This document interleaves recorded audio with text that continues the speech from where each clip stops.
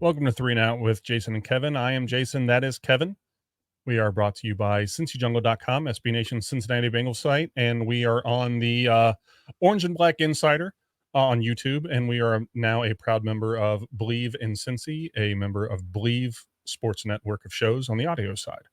It's not just us. It's Talking Football with Bengal Jim and Friends. It's OBI with John and Anthony.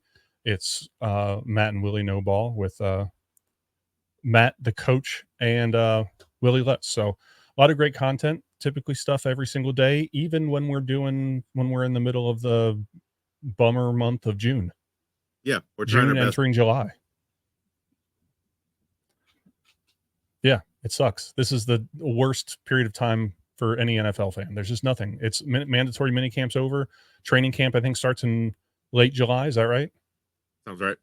Yeah, so everything from here to there is nothing but pointless arguments like we're going to have tonight, because I didn't think that this would even be an argument, what we're talking about. Oh yeah, no, when you said it was obvious who the top three were, I immediately disagreed.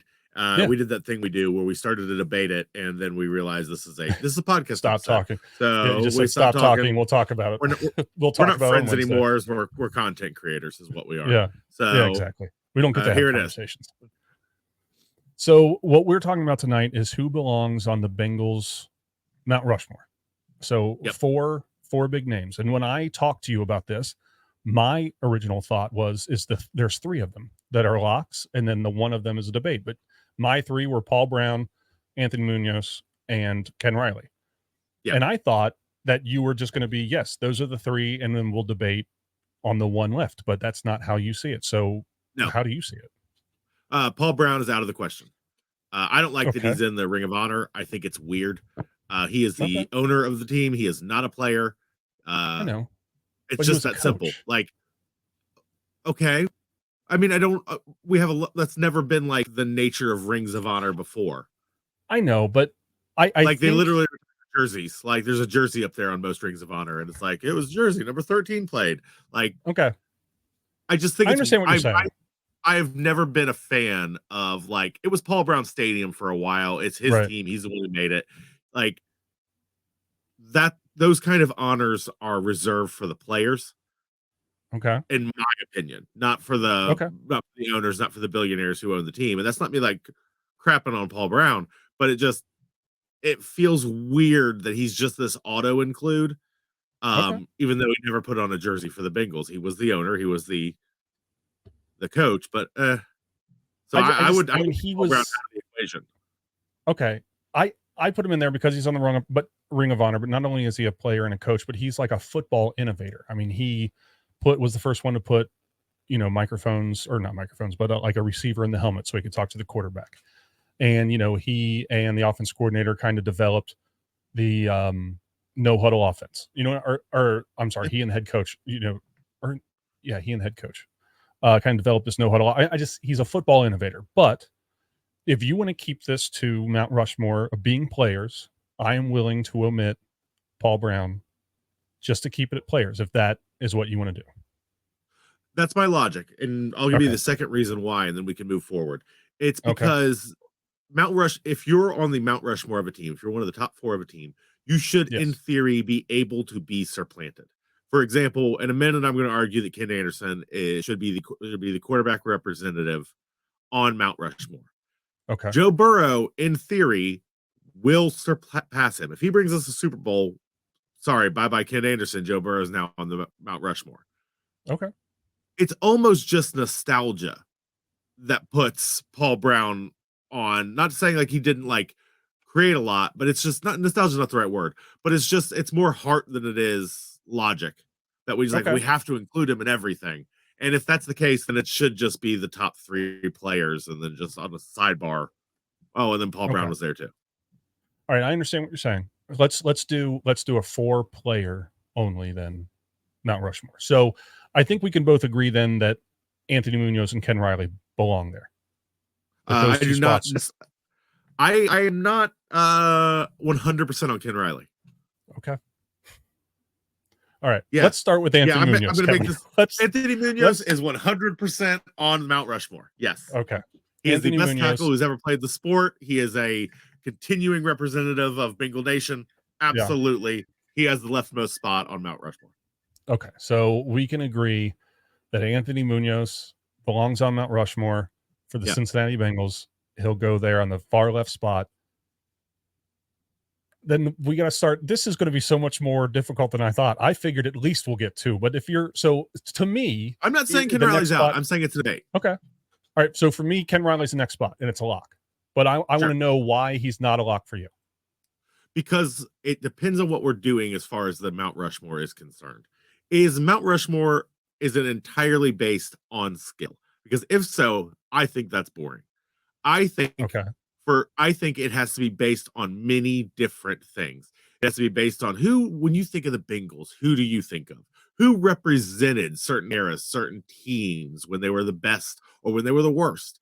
Who is still currently representing the Bengals? That's why Anthony Munoz is a lock, because he is absolutely a face of the franchise when he played. He is still heavily involved in Bengals stuff to this day, and he is an incredible player. He ticks all three boxes that I say you need to have at least two of before you make it to the Mount Rushmore.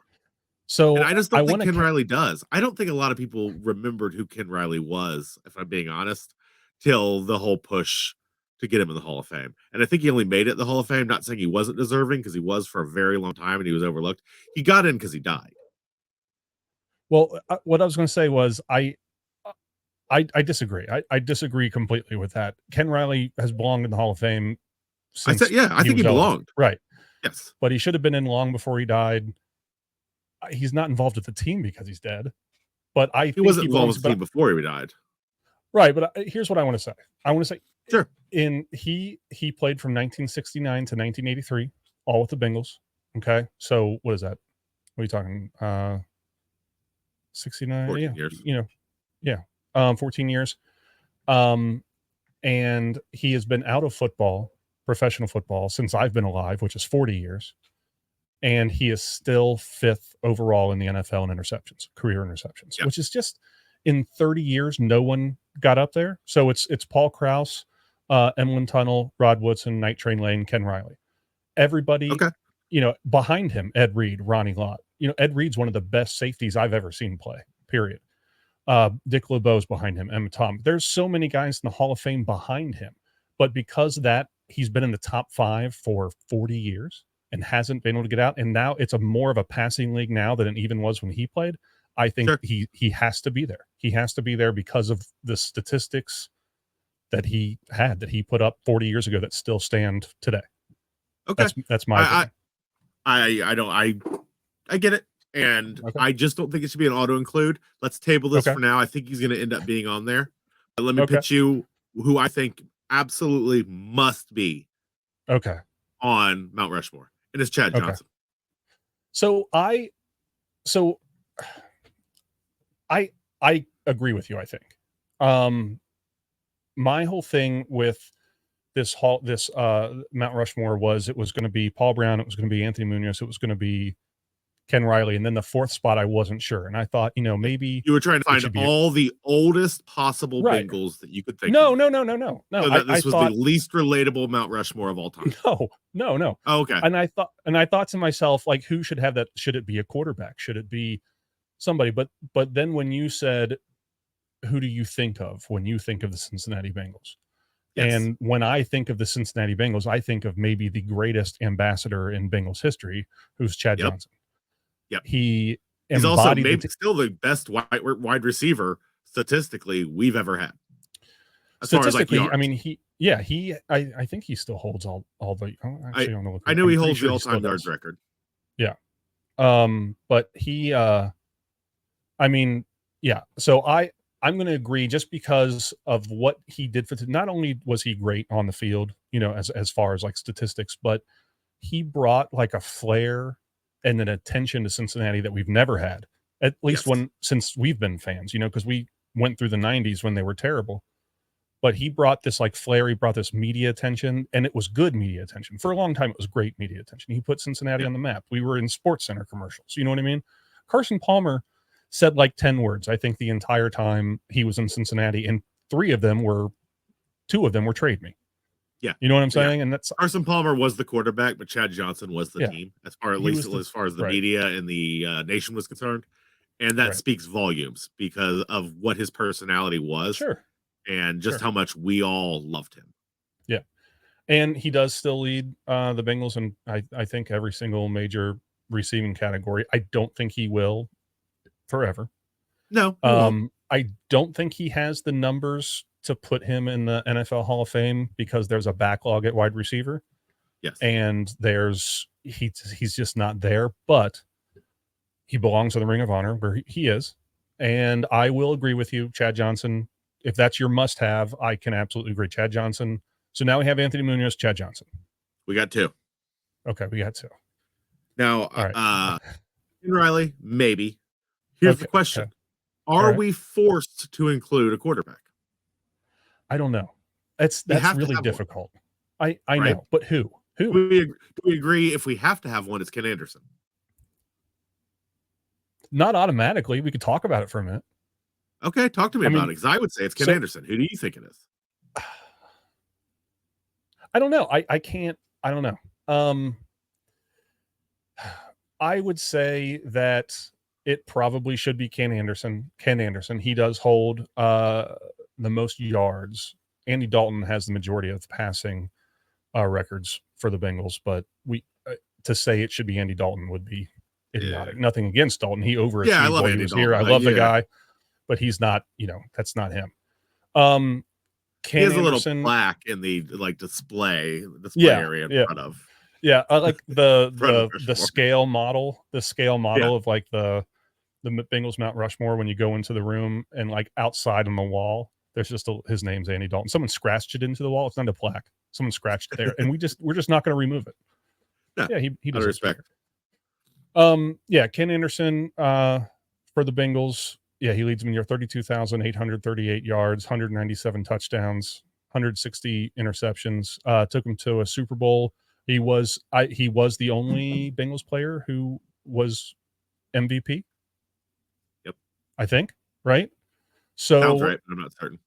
For that, I'd say it should be Ken Anderson. Now, fast forward 5, 6, 7 years. Hopefully it's Joe Burrow. Joe Burrow's halfway there. Yeah, if this pace continues, Joe Burrow does eventually become the quarterback of the Cincinnati Bengals. He's just not there yet, and that's not a knock on him. It hasn't been long enough, man. It's been Ken Anderson played forever. Right. It's been 4 years, 5 years. It's been 4 years. 4 years. 4 years. Okay. All right. So is that an auto include? Do we include Ken Anderson? So you want to include? Is it Ken Anderson? If we have to put in quarterback, the only realistic options are Ken Anderson and Boomer Esiason. Would you agree with me that those are the only two realistic options? I agree. And for me, though, it's Ken Anderson over Boomer. Well, and that's what I'm saying too. Ken Anderson, because the MVP, because his statistics are Boomer Esiason's a little bit further down on the list, stat wise. So yeah. So if we're going to include a quarterback, which I think you're right, I think we have to, then it's Ken Anderson. So now we have Munoz, Chad, Anderson, and this is the opportunity for you to agree with me on Riley because that's my guy. It's got to be it. It has to be. I want to pitch an alternative. I'm not saying I actually believe this 100%, but should we talk about Corey Dillon? There's a bunch of guys we talk about. We could talk about Corey Dillon. Let's talk about Corey Dillon. I personally believe that Corey Dillon belongs in the NFL Hall of Fame. Yes.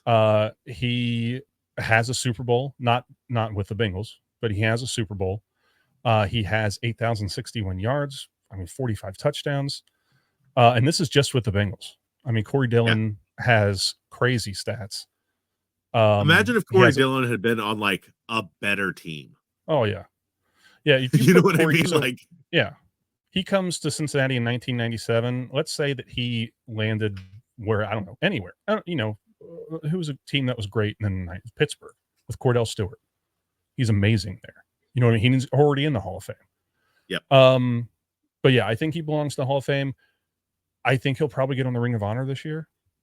I don't think he belongs. Yeah, and he should be, but I don't think he belongs on Bengals Mount Rushmore. I think that he kind of left here in a way where he made it clear that he, I think some feelings were hurt a little bit. The way he left. I mean, it is what it is. Yeah, it is, but now he's kind of trying to pretend He that is. wasn't true.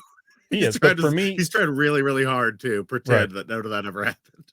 Oh, I know. But for me, I'll say no, partially because of the positional value.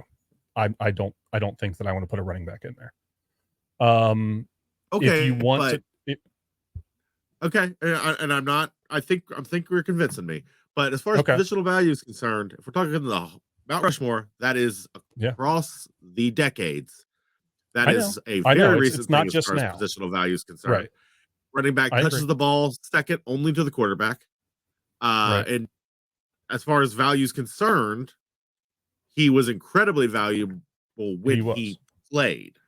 right. Well, he was the only good thing on the team for a little while. It Yes. was all there was.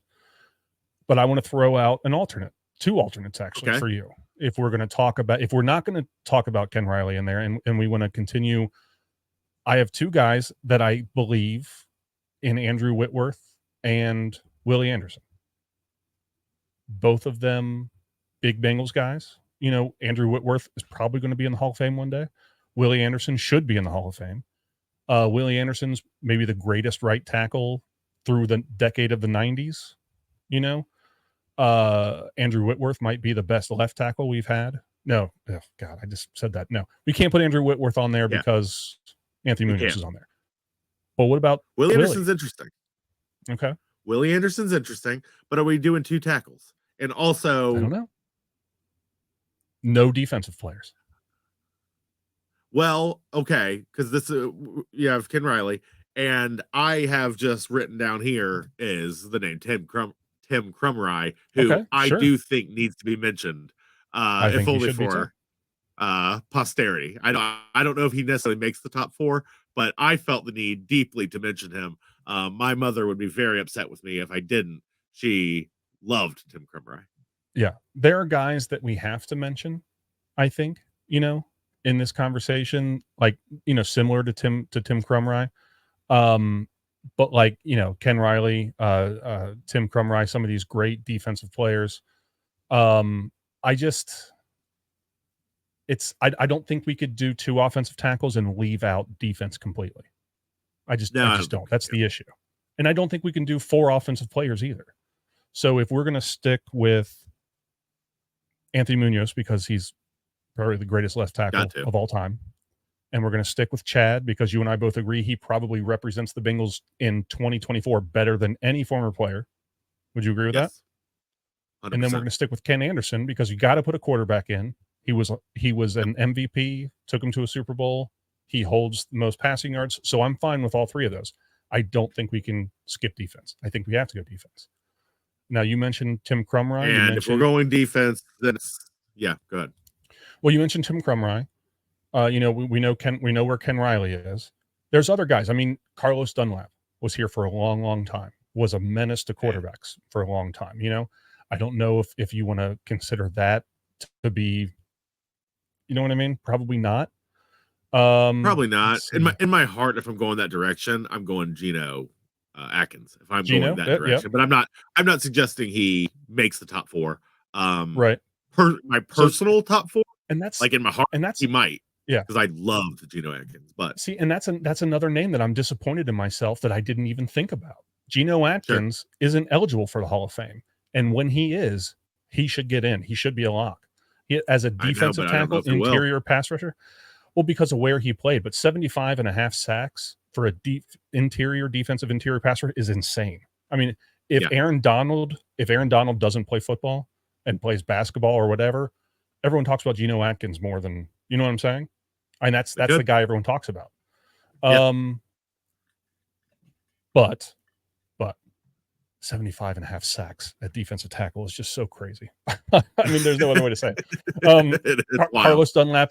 Carlos Dunlap had 82 and a half sacks. So, I don't think. But those If I had to, interior sacks count for double, at least as far as our oh, I team's know. concerned. If I had to pick between the two of those guys, that's Geno over Dunlap. Would you agree? Right. So does it come Absolutely. down to the last spot? Does it come down to Riley Atkins, and Crumry?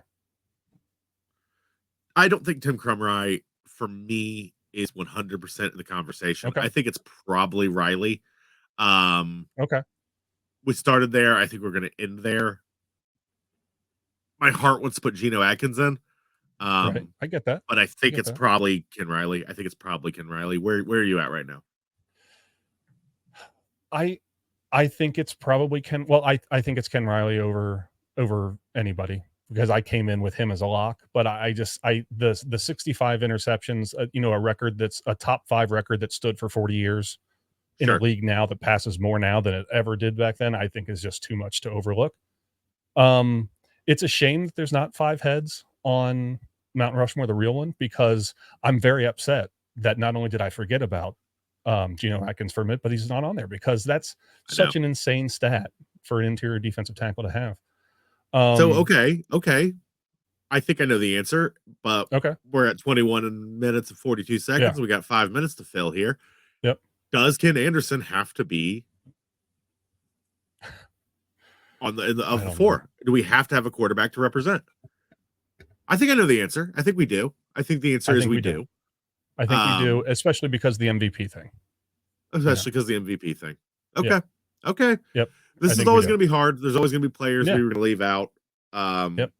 Geno Atkins is the one, and Corey Dillon to me are the two that hurt the most. They're the ones like if somebody else was to build their own top 4 list, their own Rushmore, and they had Corey Dillon, Geno Atkins, Anthony Munoz, and let's say Chad Johnson. I could not argue with that. You know what I mean? Yeah, I go, that's a hell of a top 4.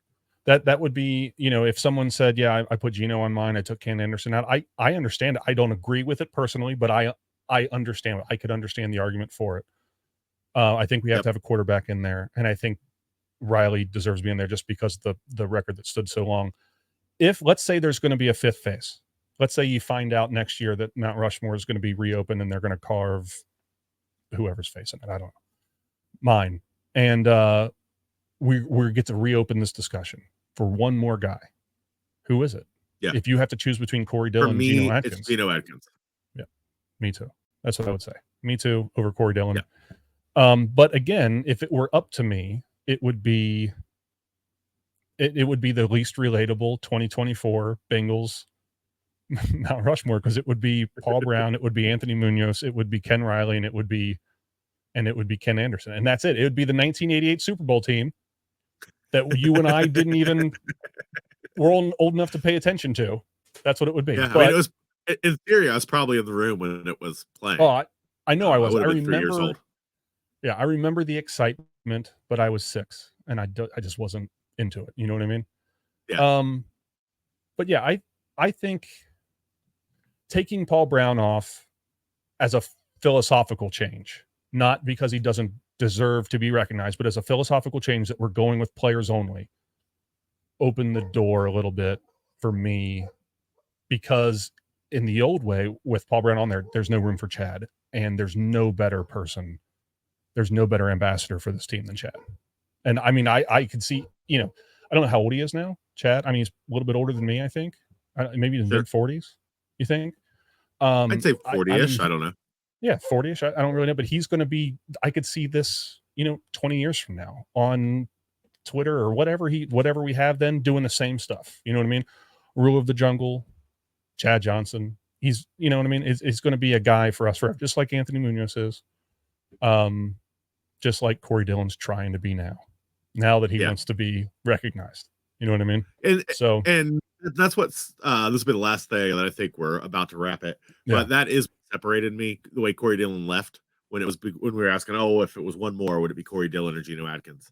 I'm the one who pitched Chad Johnson. I said it's because of just how they represent the team. Are they an icon of the team, of the era, and all that other stuff? How do they represent the team now? And there's always going to be that baggage with Corey Dillon. Hell of a running back. One of the only fun things about that team. But I don't know. I think that baggage is going to be an issue as far as these stupid debates are concerned. I think does Corey Dillon still own the record for the most rushing yards in a game? Do you know? I don't know. Either way, it doesn't matter. I agree with you. So just to finalize it, if it's up to us, we're going Anthony Munoz in position 1. Position 2 is Ken Anderson. Position 3 is Chad Johnson. Position 4 is Ken Riley. Or do the positions really matter? I mean, you know what I'm saying? They don't super matter to me, no, because we're never gonna. If we start breaking it down on that, Right. my number 2 is Chad Johnson. Period. Okay. Because even when you said like if we had Paul Brown up there, it leaves no room for Chad Johnson. I wanted to start arguing with you because Okay. I was like, no, we have no room for Ken Riley. It's who we have no room. Okay, I see what you mean. Yeah. So, but we do agree. I think we those could are 4. agree. I think it's a good 4. Yeah, but I think we could agree that position 1, number 1, Anthony Munoz. That was never a question, right? Yes. Never. No. Okay. There's great players that we're leaving off. I mean, really, I think Willie Anderson on a lot of teams makes the list. I think Andrew Whitworth, Corey Dillon. I just, there's some great players here that it's a shame that Cincinnati hasn't gotten the media attention that they deserved in the past, because there's some guys that should be in the Hall of Fame that aren't. I think Willie Anderson will be in soon. I really do. I think that he's made it to the semifinals or finals the last couple of years in a row. And what he did, I think he allowed 13 sacks in a 13-year career, something crazy like that. Something crazy. So he'll be in there. Yeah. Chad, I don't think he'll be in. People always want to debate Willie Anderson about like, oh, he's the best right tackle ever. Yeah. Screw right tackle. He's top 5 tackle ever. Yeah.